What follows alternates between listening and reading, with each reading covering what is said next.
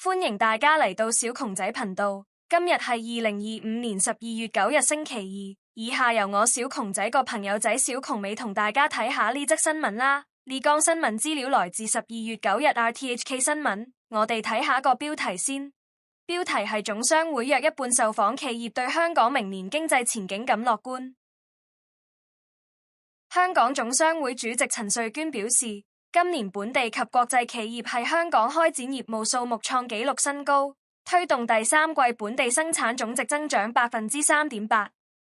總商會發表的亞洲城市國際化指數顯示，調查之11個城市中，香港排第一，尤其在商業與經濟方面表現最好。世界知識產權組織亦將深圳、香港、廣州集群評為全球第一。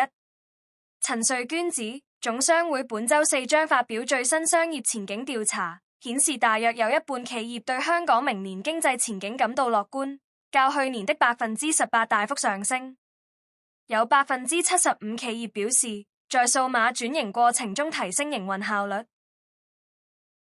我哋又睇下另一則新聞，呢綱新聞資料來自12月9日 RTHK 新聞，標題係匯豐私人銀行明年 AI 應用和商業化步伐加速，支持強勁盈利增長。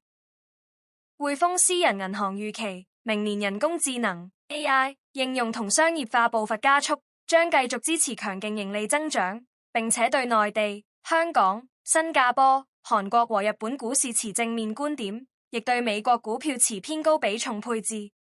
該行發表明年首季投資展望，預期標普500指數有望係明年底前升至7500點創新高，並預計聯儲局本周減息後，明年維持利率不變。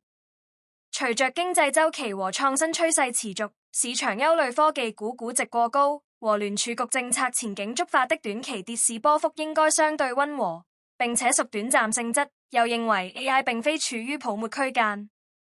該行對環球投資級別債券、優質亞洲和新興市場企業債券、黃金和對沖基金持偏高比重配置，並核心配置於私募股本、私募信貸同埋基建投資，以提升投資組合多元化。